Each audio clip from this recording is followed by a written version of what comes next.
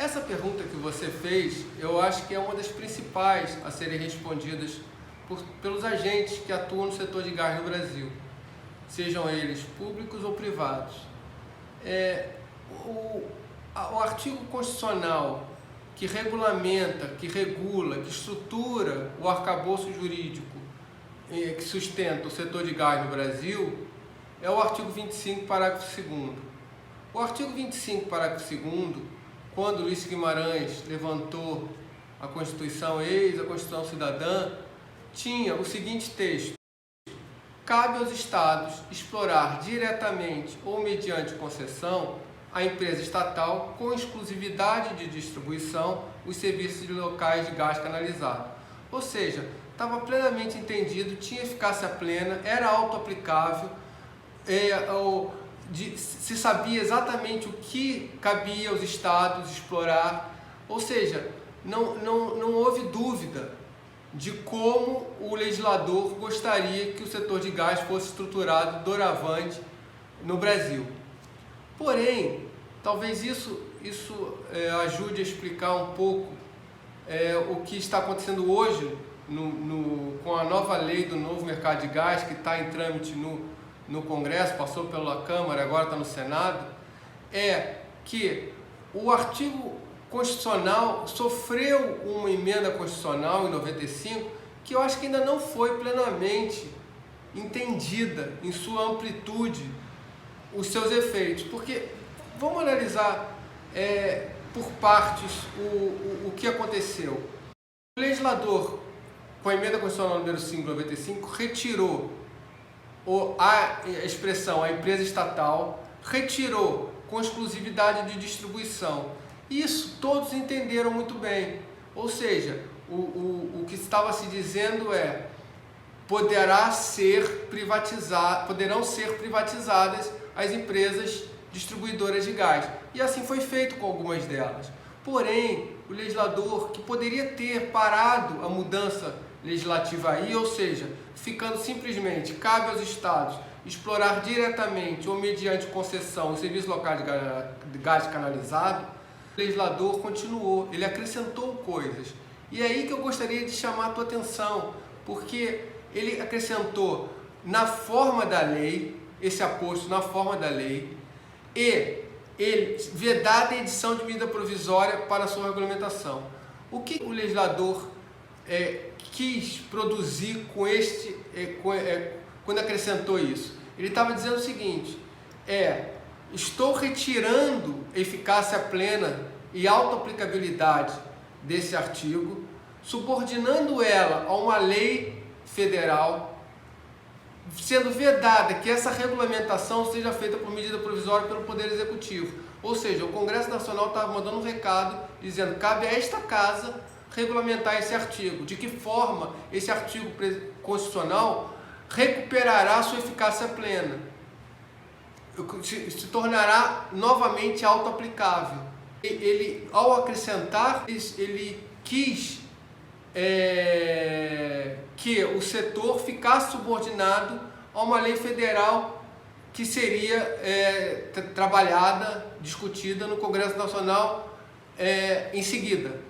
O próprio Supremo já se manifestou no próprio julgado do Gilmar Mendes, dizendo o seguinte: sempre que houver na forma da lei, não há aplicabilidade plena. Ele está subordinado a uma lei federal que deverá existir, mas que na sua ausência a legislação estadual pode e deve fazer esse papel. Porém, se e quando existir uma lei federal, ficam revogadas naquilo que colidir a legislação estadual. Ou seja, o próprio Supremo já disse o caminho das pedras. As legislações estaduais, elas são válidas, plenamente válidas, enquanto não existir uma lei federal. E esse preceito constitucional reclama uma lei federal. O setor, até hoje, em 2020, ou seja, passados 25 anos da emenda constitucional, Até hoje se ressente, discute, debate soluções legislativas, regulatórias, para suprimir essa lacuna. Eu tenho plena certeza da dificuldade política de se avançar nessa discussão, mas aqui nós estamos tratando do aspecto jurídico e apenas e exclusivamente sob o espectro jurídico, esse preceito constitucional não tem eficácia plena. Ele precisa de uma lei federal, que hoje não existe ainda. Poderia existir. E se existisse, poderia responder a sua pergunta do porquê que ainda hoje, 2020, uma commodity como o gás não está plenamente explorada no Brasil. Por que um país que tem uma possibilidade, uma riqueza energética muito grande, ainda não tem o gás plenamente em sua matriz?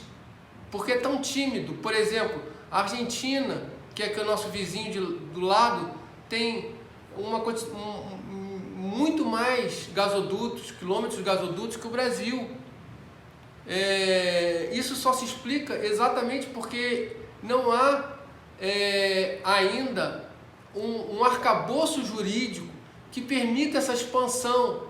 Está se tentando obter, destravar certas questões com o novo mercado de gás. Já se buscava destravar essas questões com o gás para crescer. Ou seja, os agentes estão mobilizados para achar as soluções legislativas, regulatórias, para que o gás tenha um protagonismo que ele merece ter no Brasil. E hoje não tem. Por quê? Porque o esforço está sendo feito para não enfrentar o artigo 25, parágrafo 2º. É claro que tem as questões dos contratos, da segurança jurídica, do ato jurídico perfeito. Existem esses princípios que serão e deverão ser sempre respeitados. Mas, analisando sobre apenas o prisma jurídico, é forçoso concluir que não existe uma lei federal que regulamente o artigo 25, parágrafo 2º. E o Constituinte derivado, lá em 95, quando se reuniu e incluiu na forma da lei, ele estava orientando, disciplinando que deveria existir uma lei federal para todo o setor. E isso eu acho que é talvez um dos problemas, quiçá o problema, que justifica a pergunta que você me fez. Ou seja, o protagonismo do gás ainda hoje está aquém da sua possibilidade, porque falta um arcabouço jurídico capaz de destravar os investimentos que a gente sabe que existem, porque os agentes mesmo estão mobilizados nesse sentido. A lei do novo mercado de gás que está em discussão foi para o Senado, já avança muito na discussão, mas eles têm o cuidado de dizer que não estão enfrentando o artigo 25, parágrafo 2º. Eu acho uma pena, uma oportunidade que poderia se utilizar para se incluir esse debate e, de uma vez por todas, regulamentar o artigo 25, parágrafo 2º, porque esse, na forma da lei, não foi incluído por acaso na emenda constitucional. Ele tinha um propósito e que deve ser respeitado. Deve ser respeitado esse propósito, porque o Constituinte assim o exigiu. Então eu acho que é por aí. Agradeço a sua pergunta e eu acho que me deu a oportunidade de justificar o porquê que o artigo 25, parágrafo 2º, ao invés de ser um acelerador, talvez tenha se tornado um obstáculo a ser superado para destravar os investimentos que o setor de gás reclama. Muito obrigado.